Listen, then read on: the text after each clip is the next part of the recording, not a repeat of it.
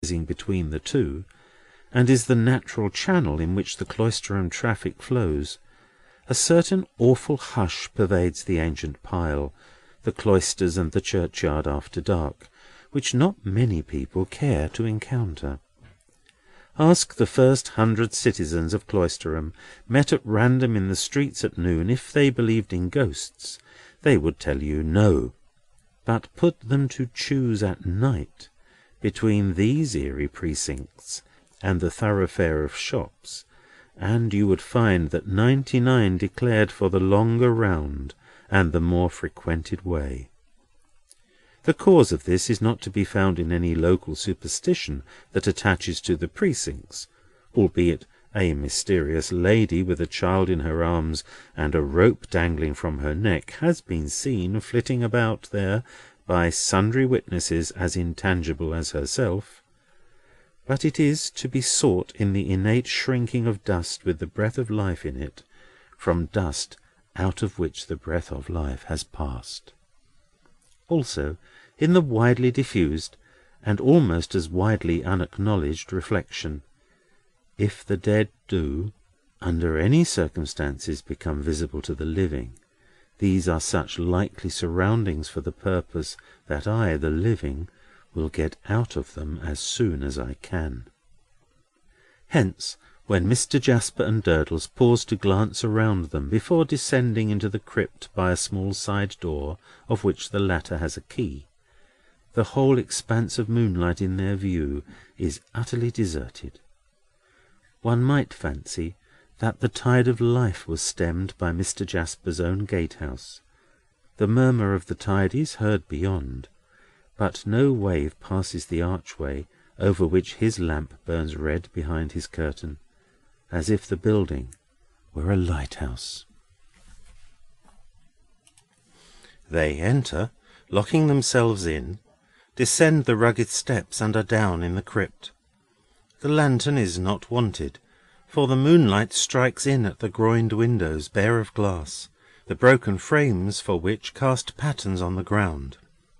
The heavy pillars which support the roof engender masses of black shade, but between them there are lanes of light.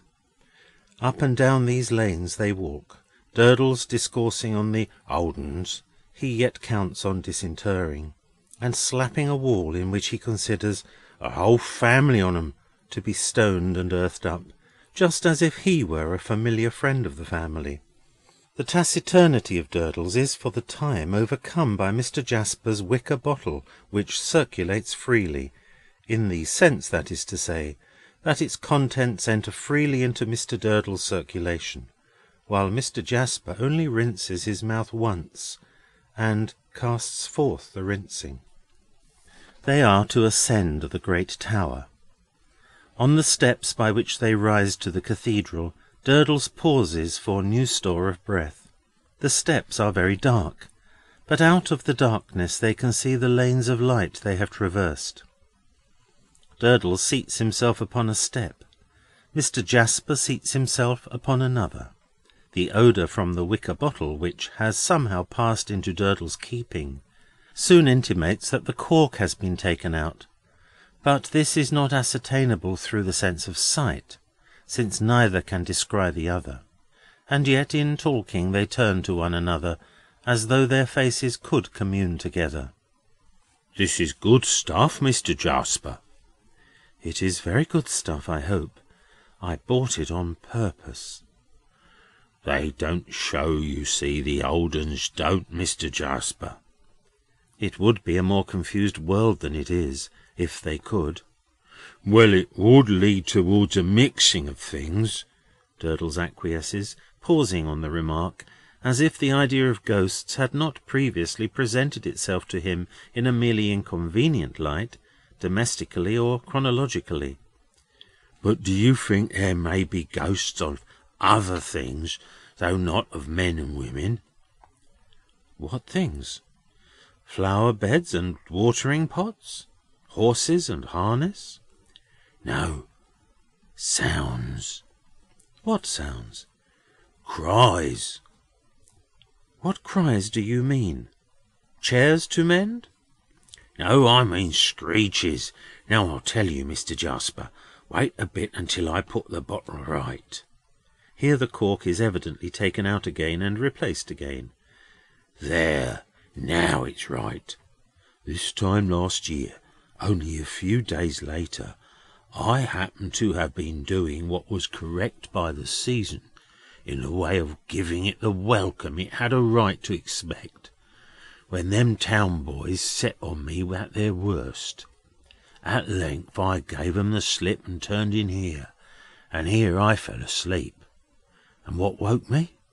The ghost of a cry, the ghost of one terrific shriek, which shriek was followed by the ghost of the howl of a dog, a long, dismal, woeful howl, such as a dog gives when a person's dead.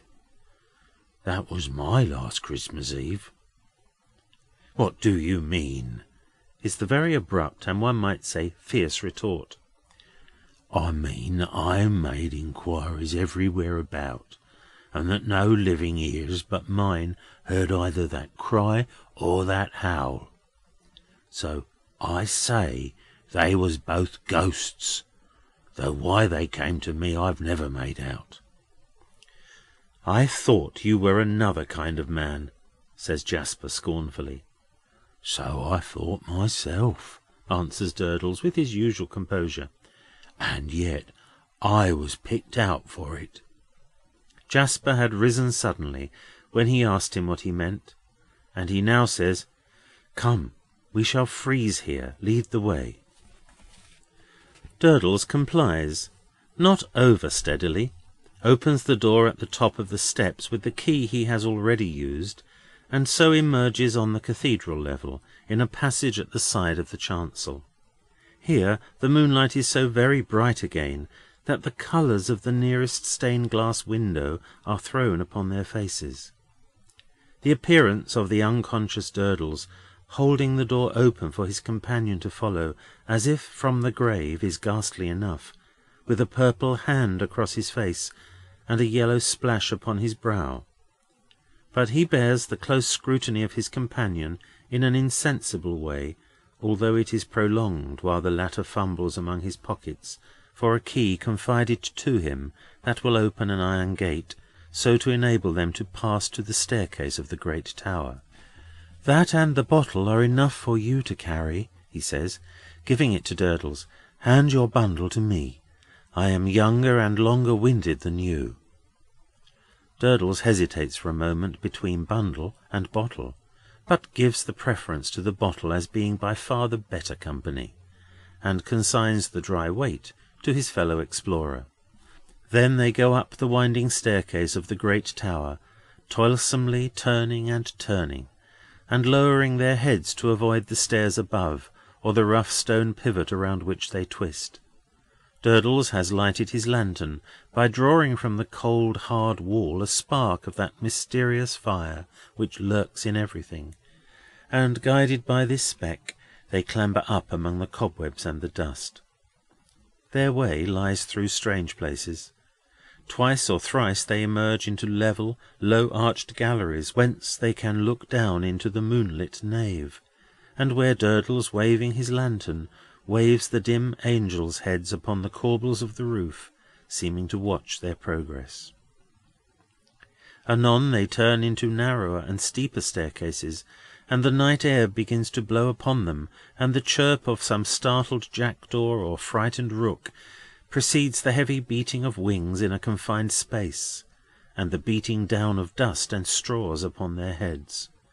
At last, leaving their light behind a stair, for it blows fresh up here, they look down on Cloisterham, fair to see in the moonlight, its ruined habitations and sanctuaries of the dead at the tower's base, its moss-softened red-tiled roofs and red-brick houses of the living clustered beyond, its river winding down from the mist on the horizon, as though that were its source, and already heaving with a restless knowledge of its approach towards the sea. Once again an unaccountable expedition this. Jasper, always moving softly with no visible reason, contemplates the scene and especially that stillest